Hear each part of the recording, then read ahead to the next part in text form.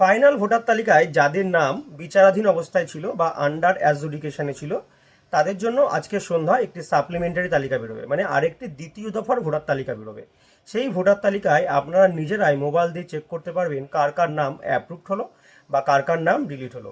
তো কিভাবে আপনারা চেক করবেন? খুবই সহজ, মাত্র 1 মিনিটের মধ্যে দেখে নিতে পারবেন আপনাদের নামটা অ্যাপ্রুভড হলো কিনা। চলুন আমি দেখিয়ে দিচ্ছি। সবার প্রথমে আপনারা চলে আসবেন আপনাদের ফোনের যে গুগল ক্রোম ব্রাউজারটি আছে, গুগল ক্রোম ব্রাউজারে চলে আসবেন। এসে এইখানে সার্চ করবেন ভোটার্স বলে, ভোটার্স পোর্টাল বলে সার্চ করবেন। এই যে ভোটার্স পোর্টালে সার্চ করলাম, এই যে প্রথম যে অপশানটি এসছে ভোটার, এইখানে ক্লিক করবেন। ক্লিক করার পর নতুন আরেকটি অপশান চলে আসবে। এই যে দেখুন এখানে চলে এসছে অনেকগুলো, একদম নিচে চলে আসবেন। নিচে এসেই দেখুন লেখা আছে search your name in voter list. এই যে অপশানটি search your name in voter list, এখানে টাচ করুন।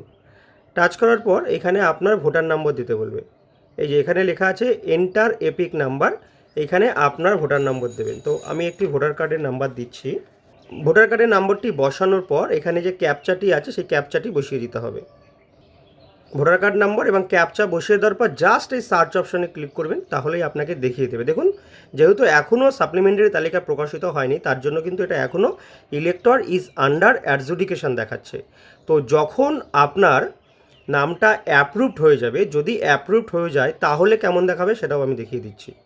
এই যে দেখুন যাদের নাম অ্যাপ্রুভড হয়ে যাবে তারা কিন্তু এইরকমভাবে আপনার ডিটেলসটা দেখতে পারবেন। আপনার নাম, বয়স, বাবার নাম, অ্যাসেম্বলি সব কিছু দেখতে পারবেন। কিন্তু যাদের নাম অ্যাপ্রুভড হবে না, ডিলিটেড বা আন্ডার অ্যাডজুডিকেশনে এখনও রয়েছে, মানে আপনাদের একটা এখনও বিচারাধীন অবস্থান রয়েছে, তারা কিন্তু এরকম ডিটেলসটা দেখতে পারবেন না। আপনারা নাম চেক করার জন্য প্রয়োজনীয় ইসিআই নেট অ্যাপসটিও ব্যবহার করতে পারেন। গুগল থেকে নামিয়ে নিতে পারবেন ইসিআই নেট অ্যাপস। এই যে ইসিআই নেট, গুগল প্লে স্টোরে গিয়ে সার্চ করবেন ইসিআই নেট, এই অ্যাপসটি চলে আসবে। ওপেন করে নেবেন। ওপেন করে নেওয়ার পর এটা আরও ইজি।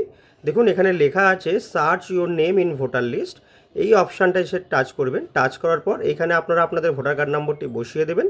বসিয়ে দিয়ে জাস্ট একবার সার্চ করবেন, তাহলে পরেই কিন্তু আপনার ভোটার কার্ডের সমস্ত তথ্য দেখিয়ে দিচ্ছে। তার মানে কিন্তু আপনার নাম ফাইনাল লিস্টে উঠে গেছে, মানে সাপ্লিমেন্টারি তালিকায় আপনার নাম উঠে গেছে।